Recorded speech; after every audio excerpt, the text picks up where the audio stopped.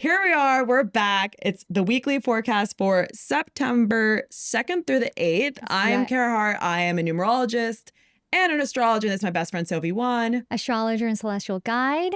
And if y'all are not already, hit the subscribe button. That's right. We are here every week, your cosmic besties, hanging out with you, letting you know what's going on in the cosmic forecast. What the dealio is. Yeah, what the dealio is. It's the only place I know of where numerology and astrology are doing a little mashup, right? So come visit us, hang out with us. And anyways, let's dive into it. So this week, we're in a numerological week 9. Oh, God. I want like a zoom in on your face.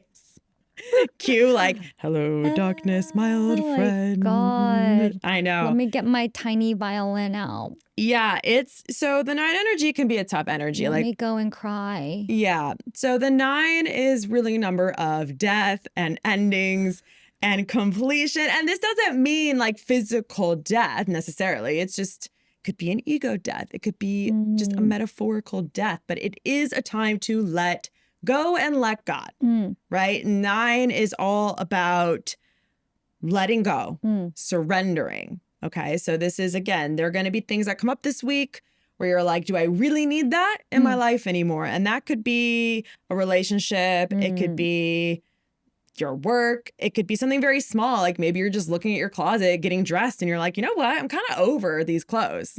This isn't even me anymore. Time to just get rid of it. Right. And so that's actually a piece of advice I would give to you being in the 9 is as much as you can purge things that aren't bringing you joy, just get rid of them. Yeah. So I always like to get ahead of energy like this. So I'll go through my closet, I'll go through my house when I'm in the energy of a 9 and just get rid of things. Like, okay, don't need that, right? So again, this is a time to also complete things. So maybe there's a project that you've been meaning to complete. Maybe there's something you've been putting off for a long time. Now is the time to just finish it. Yeah. Right. There can be a lot of sadness that comes up in a 9, just a lot of, I guess, melancholy we talked about before. With the 7. Yeah, it really does come up with the 9. And that's because I think the 9 really challenges you in your attachments. Like, what are you attached to? And that's very well said. Yeah. Yeah. And is it actually making you happy? Is it actually serving you and getting rid of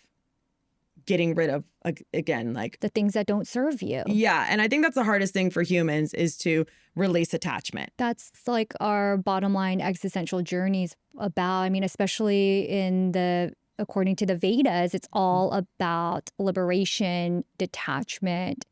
That is the end of the journey. The 12th house in astrology is the house of releasing, letting go. It's the last house. So yeah, exactly. So again, there's a lot of sadness that comes with letting go sometimes.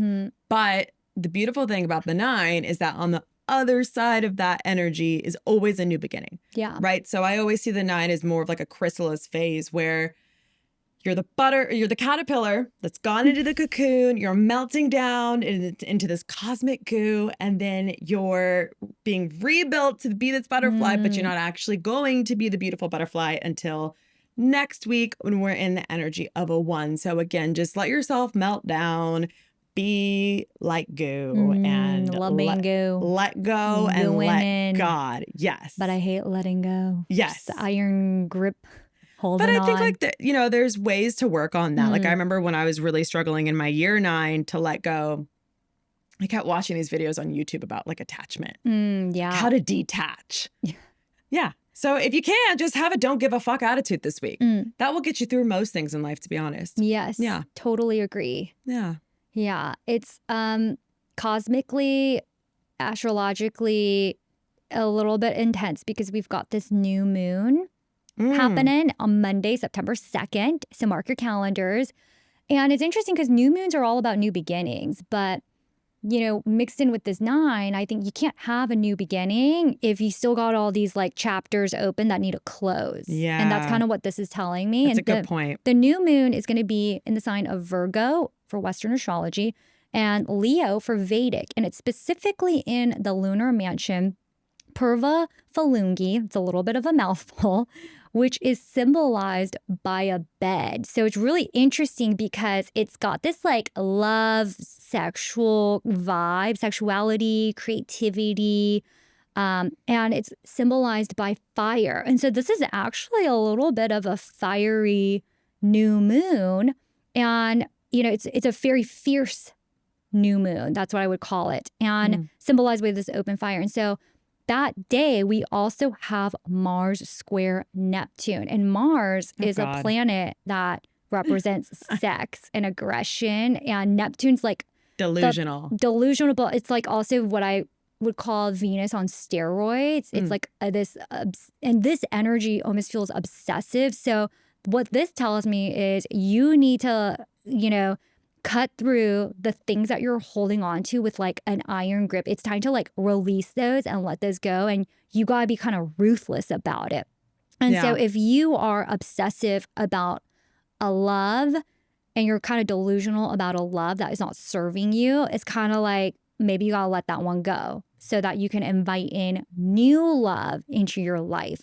And it's also showing that like you could just be obsessed in general with anything. Let's say you're like completely obsessed with, you know, having this one job or going back to school and only this one way, or, you know, and so it's whatever you're almost like delusionally obsessed with. It's like release that so you can invite in a new calling so that you're actually prosperous and not holding on to these things that are weighing you down, that are kind of messing up your vibe. And so that's actually what this new moon with this lunar mansion, this very fierce lunar mansion, tells me. And so we've got that September 2nd. And then September 4th, we've got Venus conjunct the North Node. So South Node, sorry, it's opposite the North Node. It's conjunct the South Node. Anytime you have nodal activity, okay, karmic nodal activity, you've got fate coming in, knocking at your door. You've got destiny here. And Venus is the planet of love and money, right? And so this kind of aspect is going to create some kind of divine intervention when it comes to love and money. So really circle your calendars, because this new moon is really supposed to kick off, I think, a whole new vehicle and avenue for love and money, and whatever you've been holding on to with like dear life of like, this is how it has to happen. This is how it has to happen. Like, fucking let it go. That's what the 9 is showing us, so that you can call in and create these like beautiful new intentions of aligning onto the new pathway, right? And it's no coincidence that this aspect, the Venus conjunct the South Node, is happening after this new moon. And so I'm almost seeing this as a progression. And, you know, South Node also represents like things from the past resurfacing as well, that maybe you like had a dream, you abandoned it a really long time ago, kind of forgot about it, which that's detachment. You're like, whatever, I don't need that. And the moment you let go of whatever your new obsession is, this thing all of a sudden resurfaces. You're like, hello, you're ready, because you've detached. So that's actually what I'm seeing for this week.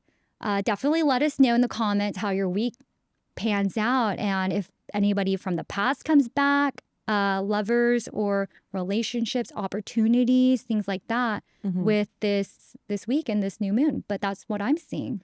Well, I also see Venus conjunct South Node as a potential time for you to meet someone that you've already known before. Yeah. Like on a day like this, you could easily, like if you have a date planned, it could be that you're like, the moment you go on this date, you're like, oh my God, I know this person. There's like that familiarity. Yeah. So I see this as like, you From could meet like a potential like past love again in this lifetime, or a soulmate or something like that. Anytime I see Venus connecting with the North Node or the South Node, I always see some sort of karmic love situation. Yeah. So you might even have that as well. Yeah, for sure. So let us know how you're getting on. There's a lot going on this week. When is there not, though? Honestly, we always say that. But it's like always so surprising when we go through these. And it's like, oh God, more things, right? Yeah. So let us know in the comment section. And if you're enjoying this and you like numerology and you like astrology, check out the links in the description box, because we got all kinds of things. We got courses, we got reports. So yes, everything to transform your life. Yeah, everything to make your life the best it The can be. best. Yes. I mean, that's our goal at least. We're trying. We're out here and we're trying. All right. So we'll see you next week.